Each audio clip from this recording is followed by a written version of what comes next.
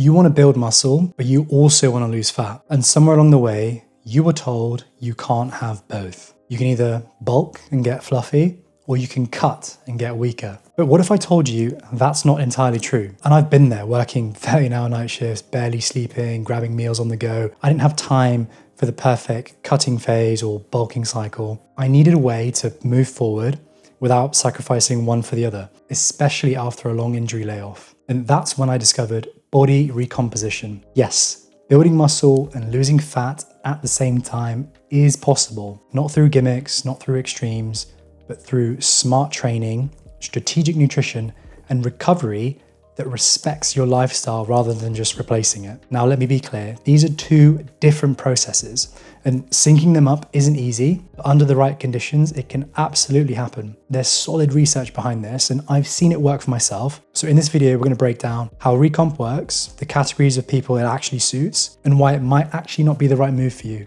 Now, before you jump into this head first, let's get something straight. What's your actual goal right now? Is it to build muscle or is it to lose fat? Because here's the truth. Just because recomposition is possible doesn't always mean it's the best choice, especially when it comes to your current level of leanness, like your training history and your lifestyle. So who is most likely positioned to benefit from recomposition? Number one, beginners. If you're brand new to lifting, your body is in the perfect place to build muscle and lose fat at the same time. Your muscles are so sensitive to resistant training. And I still remember my first year of lifting, I gained over 15 kilos of mass. Don't get me wrong, a good chunk of that was fat, but there was no magic. It was just new stress on the muscle and a lot of food. That's the power of beginner gains. Your body is basically begging to adapt. So number two, those returning from a long injury break. Maybe you trained hard in the past, maybe life happened, work, family, burnout, or surgery. I've been there. And the good news, muscle memory is real. The neuromuscular pathways, the adaptations you built, they don't just go away. And with some consistency, you can regain lost muscle faster than just building it from scratch.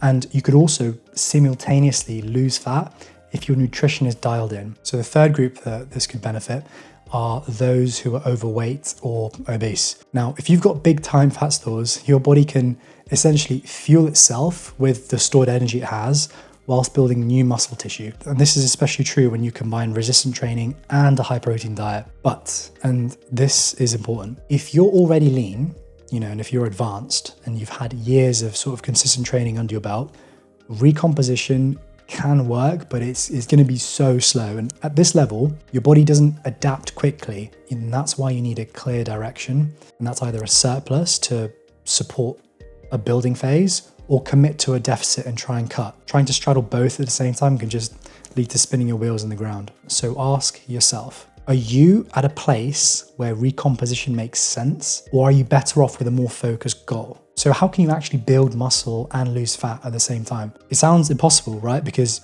building muscle means, you kind of have to eat more, whilst losing fat means you have to eat less. But here's the truth. Body recomposition is possible if you set things up the right way. So one important thing, muscle growth doesn't always need a surplus, okay? Muscle growth is all about giving your body the right signal. So lifting weights with enough intensity, eating enough protein, and having good recovery. And if you do, the basics well, your body can still build muscle, even if it's within a small calorie deficit. And the second thing is fat loss is all about a calorie deficit. So to lose fat, you need to eat fewer calories than you burn. But if you're lifting weights and eating plenty of protein, your body will burn more fat for energy and hang on to your muscle. That's really important. And this is especially true for beginners like I've just mentioned. And the third thing, smart training and proper nutrition, it shifts your body's priorities. And when you lift weights, you increase insulin sensitivity in your muscle cells, you improve nutrient partitioning, and you trigger the release of anabolic hormones like testosterone, IGF-1. And that creates an environment where your body prefers to build and keep muscle tissue even during weight loss. So yes, recomposition is real. It takes smart training, high protein diet, and a bit of patience as well, but it works, especially if you're starting out or if you're getting back into training or if you're overweight. Okay, so let's get one thing straight. Training is the engine that drives muscle growth. Mate, you could eat all the chicken breasts and protein shakes you want, but if you're not challenging your muscles in the gym, you're not going to see real change. I remember my first year lifting, I'd stroll into the gym, do a few sets of bicep curls, maybe some half-hearted bench press, and I'd leave thinking, yeah, I smashed it. Spoiler alert, I looked exactly the same 6 months later, just a bit fatter. And here's what I learned. You need to give your body a reason to grow. And I had this conversation with my clients recently, and it means pushing yourself. So I asked him about his performance in the gym, how he feels when he trains. And he felt like he was just going through the motions. He'd been gymming for a few years and he felt like, he was just moving, the weights from point A to point B. And so I told him why it's so important to train with intent. And I see it all the time with people at the gym. I can see it in their faces and their actions. Like they treat gym like it's a chore. They're just trying to check the box and get it out the way. But when you walk into the gym with purpose, ready to attack every set, that's when your body starts to transform. So please train with intent every single set, every single rep. Challenge your muscles so you have no choice but to grow. And a good rule of thumb, leave 1 to 2 reps in reserve, especially for your isolation sets. Aim for 10 to 20 sets per muscle group each week. Try to hit each major muscle group twice a week. And don't forget about progressive overload. Always look for ways to add, a little more weight or a couple more reps or, a bit more intensity over time. That's how you give your body a stimulus to adapt. Okay, let's talk nutrition. So a lot of people think I'll just slash 500 calories a day, and the fat will melt off. But here's the truth.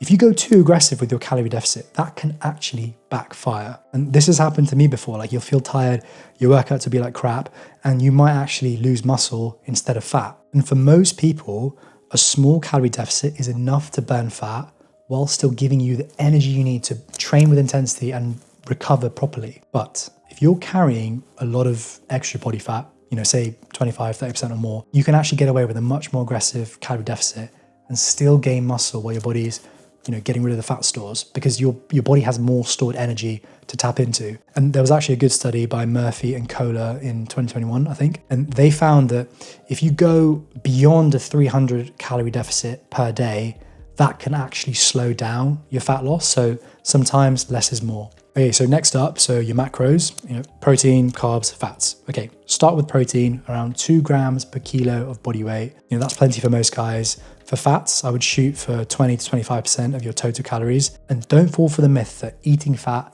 makes you fat.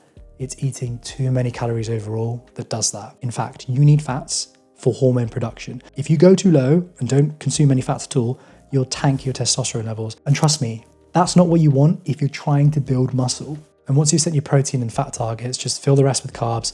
Carbs are your friend, especially when it comes to fueling your workouts. So don't just get rid of carbs. And don't skip cardio as well. Look, you don't have to run marathons, but hit your daily steps and add at least one low intensity, zone 2 cardio session a week. It keeps your heart healthy, it helps with your recovery. And last, but definitely not least, sleep. Call me stupid, but I used to think that gains happened in the gym. Growth happens when you're asleep. That's when your body repairs and builds new muscle tissue. So be consistent with your sleep, okay? So to summarize, train with intent, eat smart, hit your macros, don't neglect cardio, and prioritize your sleep. Just one more thing before you click off. I get it. You want to lose fat and gain muscle at the same time. Most people do. But here's the thing. You need to decide what your main goal is. When I first started doing a recomp phase a few years ago after a long injury layoff and surgery, I obsessed over the scale. Some weeks it barely moved, and not gonna lie, that's kind of frustrating. But then I looked at some photos and realized that my body was changing, leaner waist, a bit more muscle definition, even though the number on the scale stayed same. And that's the reality of recomposition. The scale isn't always your best friend. And that's why it's so important to track your progress with photos, with measurements, how your clothes fit. And like I've said, recomping works best if you're new to training, if your body fat levels are high, but it might not be the best use of your time, especially if you've been lifting for a few years, if you're, a consistent trainer in the gym, because, as you all know, it gets tougher and tougher and tougher to build muscle in a calorie deficit, especially if you're well trained. And honestly, sometimes I think it's better to focus on one goal, either go through a bulking phase or cut, rather than chasing 2 rabbits at once. So ask yourself, mate, what's your priority? Is it to get leaner, to get bigger and stronger, or do you just want to look and feel better overall? What I would say is pick a lane, stay consistent and track your progress like beyond the scale. And that's how you get real results. And if you want some guidance on that, shoot me a DM on Instagram with the word work. Otherwise, thanks for watching and I will see you guys in the next one. Peace.